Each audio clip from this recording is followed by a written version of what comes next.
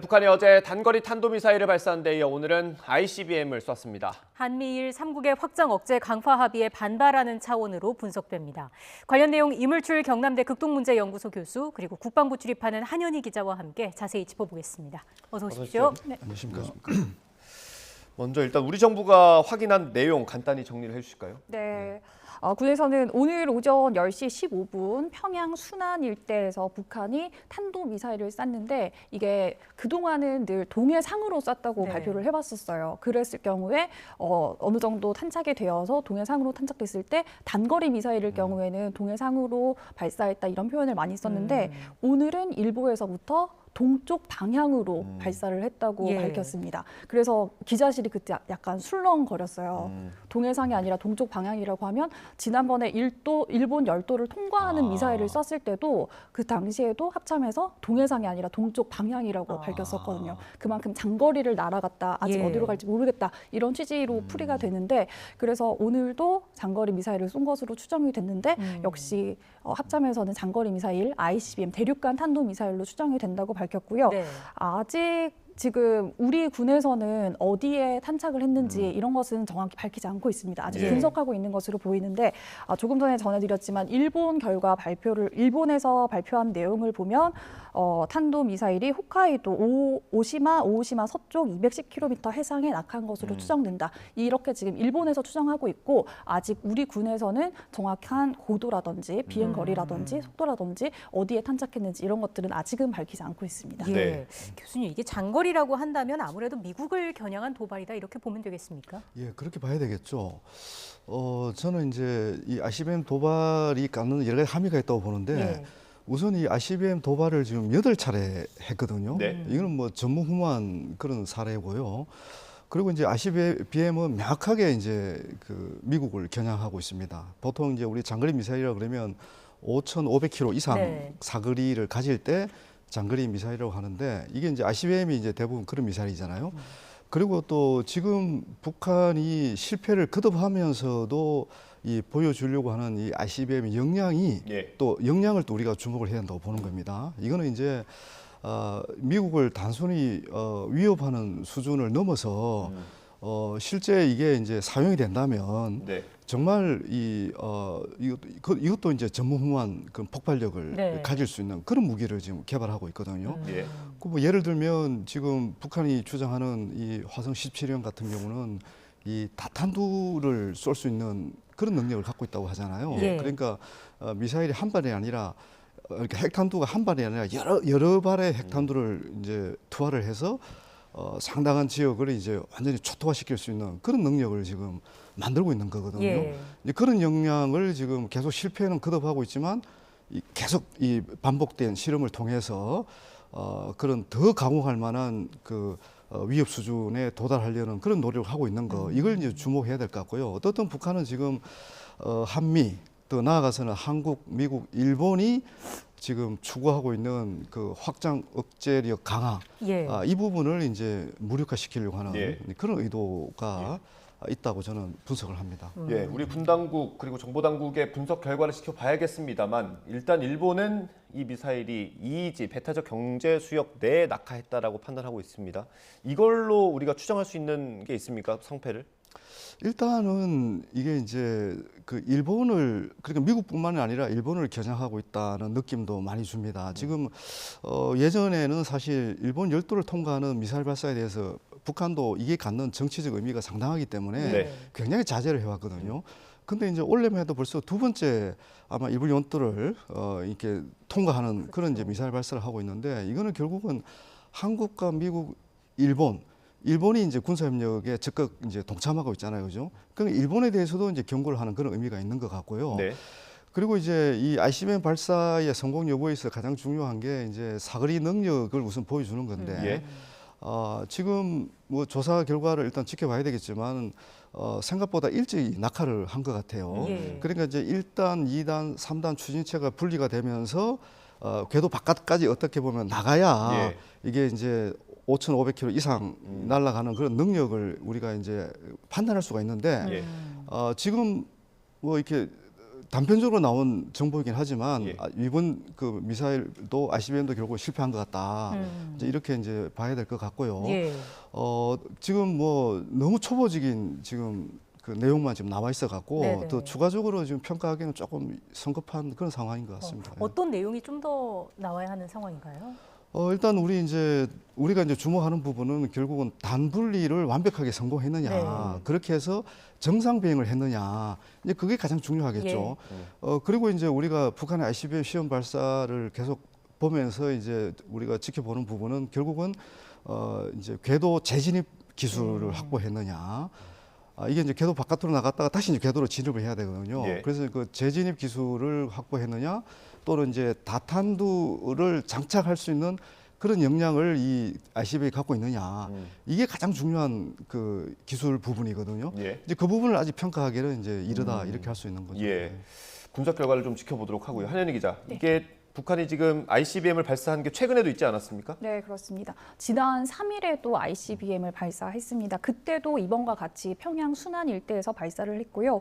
그 당시에는 고도가 1920km, 비행거리가 760km, 속도가 마하 15로 됐는데 예. 아까 말씀하셨던 단 분리까지는 성공을 한 것으로 파악이 됐어요. 그런데 정상 비행에는 실패한 것으로 저희는 파악을 하고 있습니다. 예. 그리고 그 당시 우리 군에서는 화성 17형을 쏜 것으로 파악을 했는데 네. 그 이후에 북한이 그 당시에 이제 이 지난 3일에 발사를 했던 게 어떤 맥락에서 발사를 했었냐면 비질런트 훈련이라고 예. 한미 연합 공중 훈련이 있었는데 그에 반발해서 북한이 연이어서 도발을 했던 거 아마 기억하실 네. 겁니다.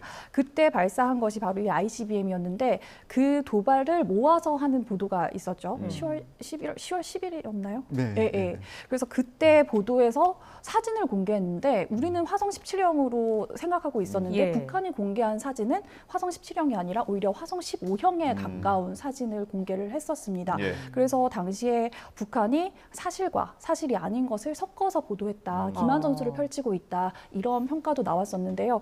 이번에는 어떤 미사일을 쐈는지는 아까 말씀하신 것처럼 추가적인 그런 재원 분석 결과가 나와 봐야지 알 것 같습니다. 사실인 것과 사실이 아닌 거를 이렇게 섞어서 발표하는 그 이유는 뭔가요? 사실 이제 우리 입장에서 보면 사실과 사실이 아닌 것이 섞여 있는데 예. 이제 북한 자기들은 이게 다 사실이라고 지금도 계속 강변을 하고 있는 거거든요. 그래서 이제 어차피 이제 북한의 이제 군사 행동에는 사실 뭐 심리전도 있고 기만 전술도 있고 여러 가지 그런 의도들이 내포되어 있는 거죠. 그래서 북한이 그 공식적으로 얘기하는 그 은수를 가지고 또는 실제 이 가시적으로 보여주는 그 행동만 가지고 북한의 의도를 판단하는 것은 저는 한계가 있다고 보는 겁니다. 예. 이제 그럼에도 불구하고 일관되게 지금 북한이 강조하고 있는 부분들이 있거든요. 예. 그게 이제 어제죠. 그러니까 최선희 외무상이 예. 이제 밝힌 그 담화 내용에도 일부 그 내용이 있다 이렇게 저는 보는 건데 네. 기본적으로 이제 자신들의 군사적 행동은 정상적인 자위권 행사다. 네. 그죠? 그렇게 보는 거고. 예. 그리고 한국과 미국 또 일본이 함께 계속해서 지금 반복적으로 하고 있는 이런 그 훈련은 이거는 자신들을 향한 침략적 성격을 갖는 그런 훈련이다. 이렇게 지금 규정을 하잖아요. 예. 거기에 따라서 자기들이 비례적으로 맞대응하겠다. 이게 이제 일관된 입장이거든요. 네. 근데 이제 이번에 지금 ICBM 발사 내용을 보면 이거는 비례 원칙에는 또 안 맞아요. 그러니까 북한이 지금 군사 행동을 우리가 판단할 때 한국과 미국이 군사 훈련을 하면 거기에 상응해서 비례 원칙에 상응해서 도발 수위나 강도를 보여줘야 되는데 지금 한미 군사 훈련을 강도 높게 하는 건 아니거든요. 네. 그 어떻게 보면 상대적으로 평상시에 지금 ICBM이라는 전략 도발을 했단 말이에요. 예. 이건 ICBM은 전략 도발이라고 저희들이 규정을 하는데 이게 뭘까? 그러면 이제 이 비례 원칙도 깨지면서 도발의 상시화 또는 안보 위기의 상시화 이럴 가능성도 있다는 거죠. 예. 그게 이제 최선희 담화문에 그 담겨 있는 핵심 메시지라고 보는 겁니다. 예. 그러니까 한국과 미국이 계속해서 이렇게 군사훈련을 하면 우리는 당신들을 계속해서 괴롭히겠다. 그리고 안보 위기를 계속 고조시키고 정세의 어떤 불확실성도 계속 높일 거고 북한이 이제 이렇게 계속 얘기하는 이유는 어떤 식으로든 한국과 미국의 자신들을 향한 이 군사적 위협 예. 이런 수준을 약화시키거나 무력화시키겠다. 예. 이걸 이제 계속 얘기를 하는 거예요. 그러니까 원래 연초에도 이제 북한이 그 1월 5일인가요? 초음속 그 미사일을 또 예. 발사했어요. 이것도 굉장히 각오할 만한 무기인데 이 무기를 발사할 때도 똑같이 얘기를 했거든요. 그러니까 우리가 이런 하는 행동은 정상적인 자위권 행사고 한국과 미국이 자신들을 향한 군사적 위협 수준을 높이면 높일수록 우리는 더 높은 수준의 높은 강도의 이 군사적 위력을 보여주겠다. 네. 그러면서 이제 보여주고 있는 의도는 이 전략 전술 모든 측면에서 주도권을 놓치지 않겠다. 그런 메시지가 네. 지금까지 계속 일관되게 발전하는 거다 이렇게 이제 보는 거죠. 근데 북한이 지난해 1월에 당대회 때 미사일 개발이라던가 이런 거를 계속 하겠다고 김정은 위원장이 직접 밝힌 바가 있어요. 네. 그래서 네. 그 계획을 무조건 지켜야 하는 게 북한 사회의 특성이지 않습니까? 그래서 북한은 그걸 위해서 계속해서 무기 시험을 해야 하는 상황이에요.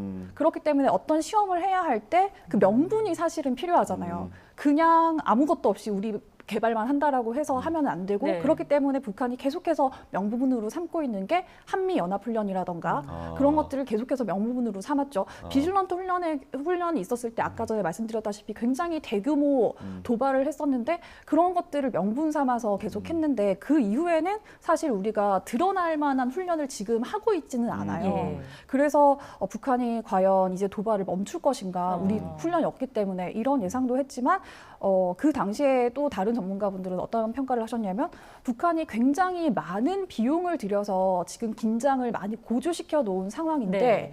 그걸 멈추면 또다시 긴장을 고조시키기 위해서는 또 미사일을 쏘고 아니면 해안포를 쏘거나 아니면 뭐 이번에 최근에 뭐 군용기들을 띄워서 시위성 비행을 하고 그런 식으로 해서 다양한 도발 행위를 통해서 긴장감을 굉장히 고조시켰는데 이 긴장감이 유지되도록 해야 한다는 게 북한의 입장이라는 거죠.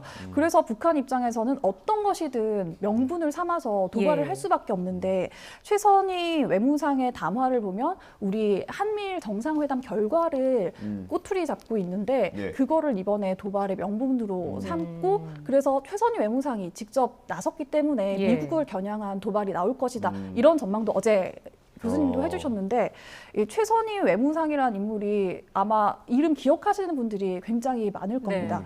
대미 외교를 주로 담당해왔던 인물이에요. 원래 제1부상이었다가 최근에 외무상으로 승진을 했는데 네. 승진한 이후에 처음으로 낸 담화가 바로 어제 그 담화였습니다. 예. 네, 미국을 겨냥한 그 담화였는데 이 최선희 외무상이 육자회담도 했었고 지난 하노이 회담 때는 결렬이 된 직후에 심야에 기자회견을 엽니다. 심야에 기자회견을 열어서 북한의 입장을 직접 밝힐 정도로 김정은 위원장의 입장을 굉장히 잘 대변하는 인물이다. 이렇게 했었는데 대미 외교의 대표 주자라고 할 수 있는 최선희 위원장이 전면에 등장해서 강대강 대치를 하겠다. 그러니까 강대강 대치라는 말이 너희가 강하게 우리한테 대응을 하면 우리도 강하게 나서겠다. 이런 의미거든요. 그걸 겨냥을 해서 아무래도 미국을 겨냥한 대륙간 탄도미사일이라고 하는 거는 미국을 겨냥한 미사일이니까 미국을 겨냥한 도발이 있을 것이다라는 전망이 나왔는데 예. 사실 과거 같은 경우는 이런 식으로 말폭탄을 조금 더 주고받은 이후에 실제 행동에 나섰는데 최근에는 이렇게 말을 하고 곧바로 행동에 나선다는 것도 북한이 굉장히 최근 보이고 있는 달라진 패턴 중에 하나라고 해요. 예. 지난번에도 군에서 담당하는 총참모부 담화가 나온 이후에 몇 시간이 안 돼서 단거리 탄도미사일을 발사한 적이 있거든요. 어제 같은 경우도 최선희 외무상의 담화가 나오고 2시간이 채 되지 않아서 단거리 탄도미사일을 발사했습니다. 그런데 사실 최선희 외무상이 담화를 냈는데 강대강 대치를 하겠다고 발표를 했는데 예. 단거리 탄도미사일이라고 하면 사실 말하는 사람의 위치와 무게를 생각해 봤을 때 조금 낮은 수준의 도발이 아닌가라고 생각했는데 바로 다음 날 이렇게 굉장히 고강도 도발을 재개한 걸 보면 북한으로서도 나름의 판단이 섰을 거다 이런 생각이 드네요. 네. 이게 우리 훈련이 문제라면 화성 15형 조금 더 완벽한 화성 15형을 쏴서 위협을 할 수 있을 것 같은데 말씀하신 것처럼 화성 17형 조금 불안정한 화성 17형을 계속 쏘고 있는 건 자기들만의 목표를 달성하기 위한 것으로도 볼 수 있습니까? 결국 이제 김정은 위원장의 이게 이제 성격하고 연관이 되어 있습니다. 그러니까 하다가 이제 중단해서 포기하는 이런 경우가 거의 없거든요. 일단 뭐 우리가 볼 때는 굉장히 무모한 목표인데 예. 그 목표를 어떤 식으로든 달성해서 그걸 보여주는 게 그동안 김정은의 통치 스타일이기 때문에 이제 그런 맥락에서 저는 어떤 식으로든 다시 또 다시 그 재시도를 해서 예. 화성 17형의 정상적 비행을 성공시킬 거다 이렇게 저는 보고 있고요. 이제 얼마 전에 그 시진핑 중국 주석이 바이든 대통령을 만나서 이제 한 얘기가 있죠. 예. 그 이제 7차 핵실험을 좀 자제시켜줬으면 좋겠다는 예. 바이든 대통령의 요청에 대해서 이제 시진핑 주석이 우리도 통제할 수 없다. 한마디로 통제 불가능하다. 예. 저는 그 얘기를 저 상당히 좀 주목을 하고 있거든요. 그러니까 물론 이제 북한이 그 시진핑 주석과의 이제 신뢰에 금이 가도록 하는 그런 이제 행동은 하지는 않을 것 같아요. 이제 그럼에도 불구하고 아슬아슬하게 지금 이제 이 한반도 긴장을 계속 만들면서 자신들의 목표를 계속 지금 관철시키고 있는데 예. 지금 우리가 제일 궁금한 게 또 7차 핵실험 언제 할 거냐 이런 거잖아요. 예. 그렇죠. 이것도 이제 ICBM 발사하고 저는 연관해서 봐야 될 것 같아요. 이게 이제 이 핵실험이 갖는 이 정치적 메시지, 또 예. 정치적 파고 효과 이게 굉장히 큰 거예요. 네. 그러니까 예를 들면 이제 그 북중 관계를 봤을 때 적어도 이제 ICBM 발사도 상당히 이제 한반도 긴장을 고조시킨 행위고 내심 중국도 굉장히 불쾌할 수 있는 그런 내용들이에요. 이제 그럼에도 불구하고 핵실험에 비해서는 좀 상대적으로 이게 조금은 뭐 인정을 받는 그런 측면이 있거든요. 그러니까 핵실험을 해서 중국과의 불편한 관계를 유지하기보다는 오히려 ICBM의 어떤 발사 능력, ICBM의 능력을 더 고도화시키고 네. 다각화시켜서 핵실험 못지않은 효과를 과시하는 것도 그것도 김정은 위원장 입장에서 상당히 의미가 있겠다. 그런 생각도 하는 거예요. 예. 그래서 핵실험은 언제든지 할 수가 있는데 우리가 언제 할 거냐는 걸 계속 저울질하는 거는 저는 큰 의미가 없다고 보는 거예요. 그래서 저는 앞으로도 북한이 ICBM 발사를 더 하면서 예. 결국은 핵실험보다도 더 위력한, 더 강력한 그런 군사력을 과시할 가능성도 있다. 그렇게 생각을 하는 거죠. 네. 그래서 많은 전문가분들이 7차 핵실험이 지금 당장 중요한 게 아니다라고 분석을 내놓고 계신 것 같군요. 네, 뭐 그런 측면도 있는 거죠. 근데 일단 이제 북한이 그 신형 미사일을 계속 개발하고 있기 때문에 이 신형 미사일을 개발하면 거기에 또 맞는 탄두를 개발하거든요. 예. 그 탄두 성능을 또 이 테스트를 하려면은 또 핵실험이 반드시 필요하거든요. 그러니까 기술적인 측면에서는 핵실험을 해야 됩니다. 예. 핵실험을 통해서 신뢰성을 확보를 해야 되거든요. 그 무기의 신뢰성을, 핵탄두의 신뢰성을 확보해야 되기 때문에 핵실험은 저는 반드시 해야 됩니다. 그리고 한 번 하는 게 한 번 해서 끝날 수 있는 게 아닙니다. 그렇죠. 계속 해야 되는 겁니다, 지금. 그렇기 때문에 핵실험을 안 한다고 해서 우리가 안심하고 이럴 부분은 아닌 거거든요. 네네. 그러니까 지금 우리가 이제 북한의 이런 군사적 대응에 대해서 뭔가 좀 더 근본적이고 본질적인 지금 대응을 해줘야 되는데 우리가 이제 확장 억제력이라는 것은 굉장히 현안적 대응이잖아요. 예. 근데 이제 이 북한 문제를 보다 이제 근본적으로 이제 해결하는 그런 노력도 지금 필요한데 그게 지금 안 보이는 게 있는 거고, 그럼 미국도 이제 미국 바이든 행정부의 대북 정책에 대해서 저희들이 기대를 했던 것이 우리는 과거 민주당 오바마 행정부의 전략적 인내를 반복하지 않는다. 우리는 전략적 인내 정책이 아니다. 반드시 우리는 그 한반도 비핵화와 관련된 가시적 성과를 내겠다. 이렇게 지금 바이든 행정부는 얘기를 하고 있거든요. 예. 근데 지금까지 보여주는 거 보면 거의 전략적 인내의 저는 뭐 반복이다. 이제 그런 맥락도 있거든요. 그래서 지금 이제 결국 바이든 행정부가 뭔가 이전과 다른 접근을 해줘야 이 북한 핵 문제를 보다 근본적으로 해결할 수가 있거든요. 그런 모습이 아직 안 보여갖고 네. 그래서 저희들이 이제 불안하고 또 이게 이 위기가 과연 이게 뭐 이렇게 끝날까? 이 끝이 없는 지금 이 악순환을 지금 보여주고 있기 때문에 그런 맥락에서 계속 저희들이 주목을 하고 정말 어떻게 보면 보다 근본적인 대응을 계속 모색할 필요가 네. 있을 것 같습니다. 중요할 것 같습니다. 북한이 어제 단거리 탄도미사일을 발사한 데 이어서 오늘은 ICBM을 쐈습니다. 관련 내용들 정리를 해봤고요. 관련해서 추가로 들어오는 내용은 또 계속해서 저희가 전해드리겠습니다. 지금까지 이물출 경남대 극동문제연구소 교수 그리고 한윤희 기자와 함께했습니다. 고맙습니다. 고맙습니다.